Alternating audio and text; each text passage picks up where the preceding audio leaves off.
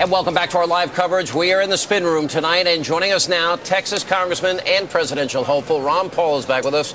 Good to see you, Congressman. Thank you. Nice to be with you. I got very angry with you tonight. Oh, my. I know. We have some agreements. First time? On the... Is that first time ever? No, not the first time ever. You should be nice to your guests. You said don't threaten Iran. And I'm thinking, wait a minute, is this the same Iran that is funding Hezbollah, a terror group, $100 million a year? The same Iran that is providing troops to kill American soldiers and providing the IEDs that are killing American soldiers, and we shouldn't threaten them back? Let me answer it with a question. Do you know who... You be the host. Do you know who kills the most by suicide terrorism in Iraq? Saudis. Over 50% are Saudis. They're in there. They're infiltrating a lot more than Iran. You're distracting from the original question.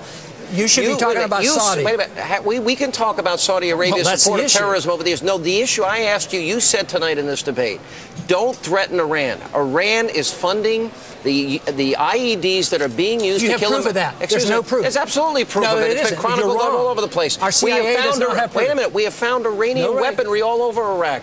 We have Iranian troops inside of Iraq. We have Iran is funding Hezbollah to the tune of $100 million a year. In a way, they have more justification than we do to be in Iraq. They're the next door neighbor. This is like, what if Russia was in Mexico? Do you think we'd have a right to be annoyed by that? We're in their backyard. We're 6,000 miles away. We invaded that country. I shouldn't have to educate you about this, but if you take in the history of when they invaded Kuwait and were raping and pillaging Kuwait. Who did? And Iraq did. And that we went in, and we had we had a ceasefire agreement. We had UN resolution after resolution. He wouldn't abide by it, so we had no alternative. You got your history. You have your history. My history is exactly right. All screwed up. No, I'll educate you. Because they were making progress. They turned it down. They chased the UN inspectors out, and the whole works. All right. The only other thing that I wanted to get into. All right. You talk about you want to eliminate. Let's go through the departments you want to eliminate. The IRS. Sure. CIA. You like Hang on a second. No, not really. The CIA you want to eliminate. They do a lot of mischief. You know. What other departments would you want to eliminate that relate to national security? Education. Get rid of it Congressman, you said something very interesting during this debate. You said you're the anti-war, you're representing, by being the anti-war Republican, traditional Republican values. Position, right. Every other Republican has it wrong.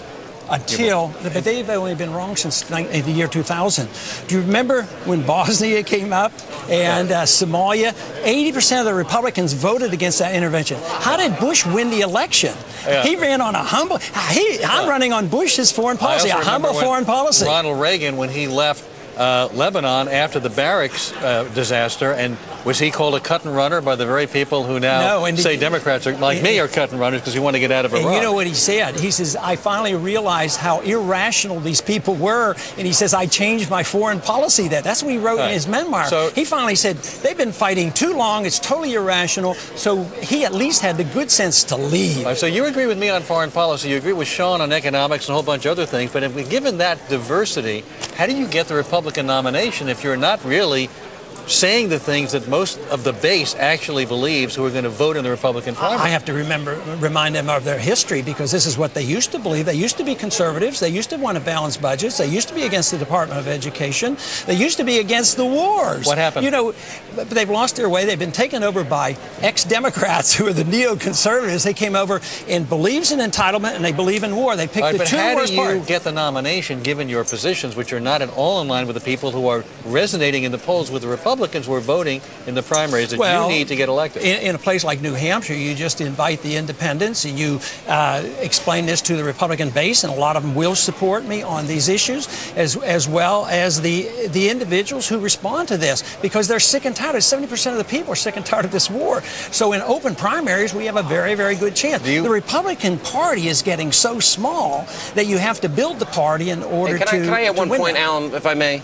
Ronald Reagan, Congressman, confronted the evil empire in his time, and I don't think you would say he was, quote, a neoconservative. Ronald Reagan defined conservatism in our time, and the world was better and safer for him standing up to that evil in our time. He never invaded a Soviet country. It was a different situation, but he was willing to build up our defenses. He was willing to pursue SDI, walk away from Reykjavik, he walked away and from Lebanon and said we had no place in the Middle East at that time. Was he called a cut and runner by Republicans? Ronald Reagan built up the military through strength. Did he cut and run from Lebanon?